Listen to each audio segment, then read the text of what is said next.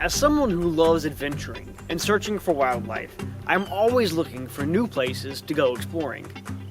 However, public wild areas are pretty hard to come by, and most of the popular ones have been degraded by human activities. That's why multiple-use properties, like The Point, are an absolute gem for anyone who likes spending time in the great outdoors. In this episode of The Wild Report, we'll be heading out in the field with Brian King of Three Rivers Land Trust to explore this expansive and biodiverse property. Hey everybody, my name is Brian King. I'm the Western Regional Director for Three Rivers Land Trust. Three Rivers Land Trust is a conservation organization based in Salisbury, North Carolina. Today we're at one of our properties, the Point property. The Point is located at the confluence of the Yadkin and South Yadkin River. That's kind of why it's called the Point. And there's a variety of habitats out here. This property, it has a lot of wildlife. Last time I was out here, within 20 minutes I saw a wild turkey, an eastern box turtle, rat snakes, and a groundhog. So there's a lot of life out here. Like I said, a wide variety of habitat for a lot of different species to enjoy. A lot of waterfowl, things like that, obviously being so close to the river. And kind of just poking around out here, you'll definitely stumble on something sooner rather than later.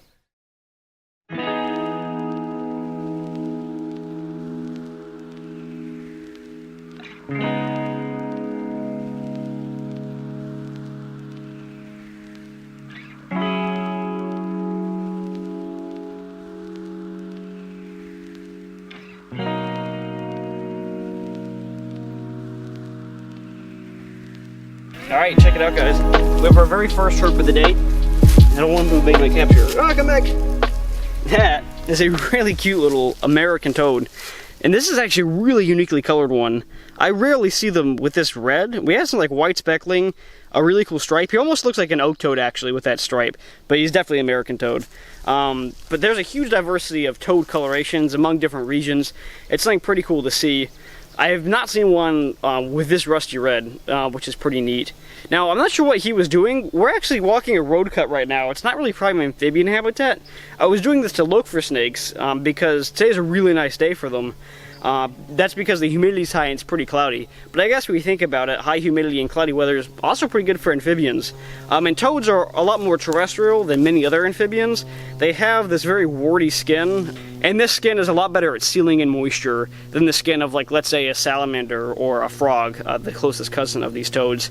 You can see he's even inflating a little bit to try and scare me off.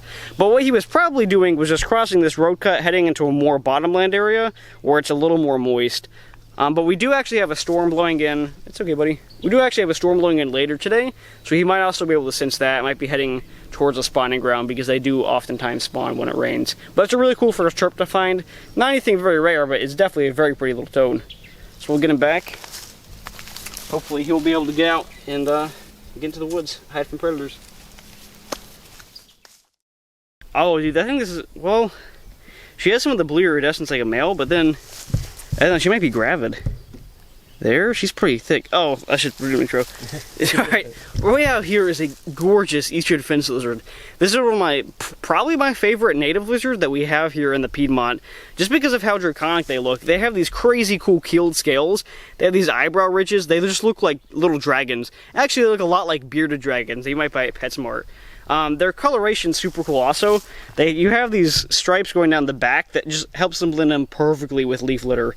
They're some of the coolest lizards I think that we have here. Now I've shown these to you in videos before, but what I'm thinking with this one is it might actually be a gravid female. Now when we say gravid with reptiles, we mean pregnant, but you see all this kind of bulk right here on her side. I'm thinking is probably developing eggs, which is so cool. I don't think I've ever found a pregnant lizard before. And she's really, really healthy. I mean, they can get bigger than this, but this is a really healthy individual. You can see that she's really been fattening up if she is indeed carrying eggs, probably to supply nutrients to them. But she was also moving pretty slow, which is another indicator. But I'm sure within the next month, she'll probably be laying those eggs, so she'll find, you know, some kind of moist log or a nice leaf litter patch, and she'll just deposit anywhere from 8 to 12 eggs in that.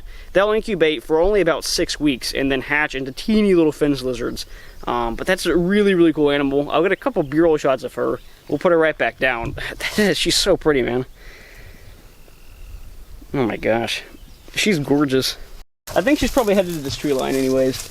We'll get her up there. They have these really neat hook-shaped claws. You just let them grab onto the bark. And I rarely ever see them on the ground, so she's right at home in that tree. Alright, well, we've been walking this edge here, kind of where this marsh habitat meets this field. I've just been eyeing this debris, thinking maybe snake will be down in it, but actually, we have a really gorgeous black rat snake just hanging out right here on the tree. Now, this one's giving me some defensive posturing. I see the tail shake. We're going to see if I can get it to come off calmly, just so I can show it to you guys. It's not a fully grown one. It's definitely an adult, but you can see that flattening of the head right there. A very common defensive posture in rat snakes. See if we can get her to come down. Hey, buddy. It's okay. This one's actually really pretty. It still has some of that white speckling. Hey. Now, she might give me 1 or 2 pops, but usually rat snakes are a little more bark and bite once you can get them off the tree. It's amazing how quickly they can climb. Anyways, there we go. So that is a gorgeous black rat snake. This one is probably about 3 feet long, so not fully grown. They can get anywhere from 6 to 8 feet at adult size. So this one can, you know, double or basically triple in size eventually, but definitely still a very, very healthy adult.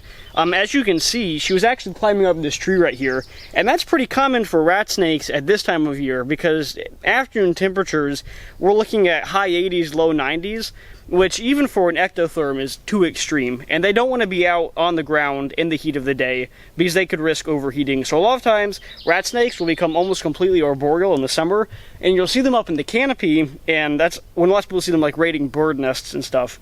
It's just pretty cool that they kind of adapt their lifestyle when the temperature gets too hot. But you can see she's kind of curling up her neck and giving me that threat posture.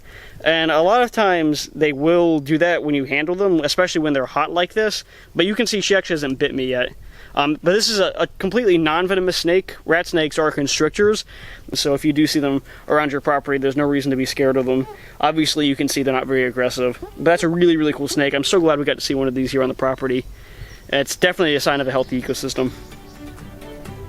Alright, let's get this awesome snake right back on the tree. One of my favorite things about black rats is how good they are at climbing. They just create friction using these ventral scales down here against the tree bark, and they can climb vertical trees just like this. It's absolutely insane how cool that is. Alright, see you, girl. Alright everyone, that's just about it for today's video. I really hope that you enjoyed exploring this new property with me and seeing some of the wildlife that lives there. If you'd like to see more of this style of content in the future, please be sure to leave a comment below, as I value all feedback and use it when I make new videos. Also, if you haven't already, be sure to check out my Instagram and Twitter pages at The Wild Report for video clips and photos from my adventures. Thanks so much for watching, and keep adventuring everywhere. This has been Zino, of The Wild Report, signing out.